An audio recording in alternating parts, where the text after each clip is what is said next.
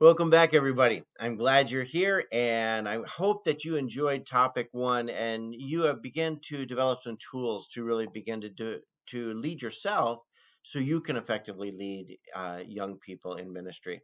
Part of that leadership that you will do is to find other adults that are going to partner with you in ministry. You're going to find some of your greatest relationships are people that have partnered with you because they have a passion to touch the lives of teenagers and help them. Some of my best friends in ministry, some of my best friends today, years later, are still people that I was in the trenches with, working with teenagers and working with them. So let's jump into this and let's look a little bit more about how do I begin to develop this adult leadership team to begin to carry out ministry. First of all, I want to share a short scripture with you in 2 Corinthians 7:2. It says, "Make room for us in your hearts. We have wronged no one. We have corrupted no one. We have exploited no one." I do not say this to condemn you. I have said before that you have such a place in our hearts that we would live or die with you. And I think what I want us to understand through this verse is that you earn your leadership reputation carefully cultivated as one who does not cause harm to those that they lead, and your surrendered life is communicated in commitment. This is what we want people to take from our life in ministry. So, how do we take this theme and how do we begin to develop a team? First of all, when we're leading volunteers, there's a few considerations. I want to know, first of all, what do I want them to do?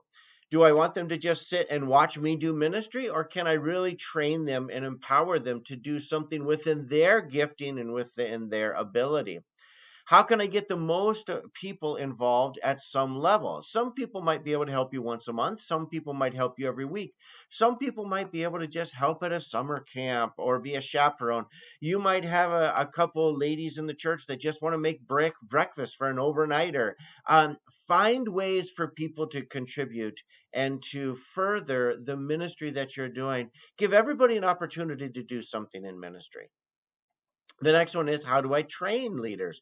How do I begin to develop them? How do I begin to help them explore their giftedness and be effective in their ministry unto the Lord, and to help them to find a way to be comfortable with teenagers? Many adults are just uncomfortable around teenagers, and we need to help them establish that within their lives. How do I evaluate their effectiveness? How do I know whether they're doing a good job or not?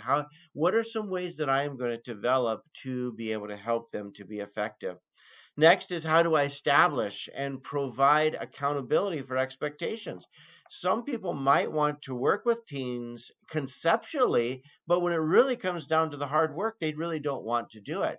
We need to find a way to help them to be accountable, help them to have clear expectations, clear job descriptions, know exactly what your expectations are. Otherwise, you get frustrated with each other, and even if it's not verbalized, there can be a separation there that's going to be felt in the youth group. You need to be unified. You need to be honest so you can work together. The next one is, am I taking them somewhere, or are they just hired guns? I want to make sure that my leadership team is truly focused on developing spiritually. I want this to be a spiritual development and ministry exploration opportunity within their lives. Not just, are you working for the youth pastor? Are you working for me? Am I getting time out of you?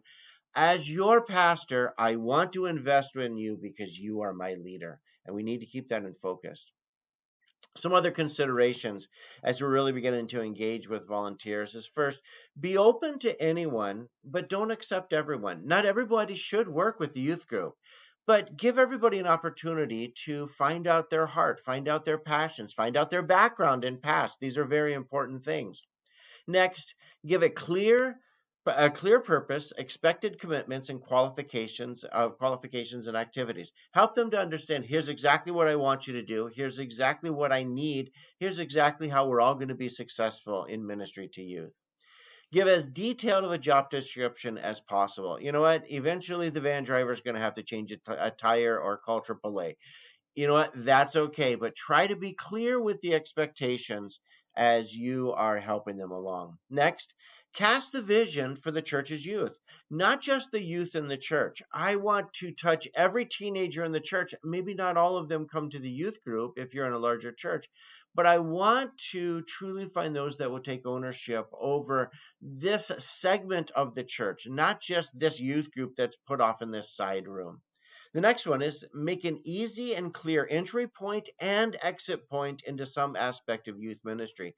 Make sure that if they're tired and they need a break, we give them a celebrated exit, but also pull them into ministry. Don't make them just sit and watch for a long time. Train them and develop them and let them dive right into ministry. Thank you so much. I look forward to our next time together. And as you saw, we're going to jump into topic 3 really soon. Have a great day, and we'll see you soon.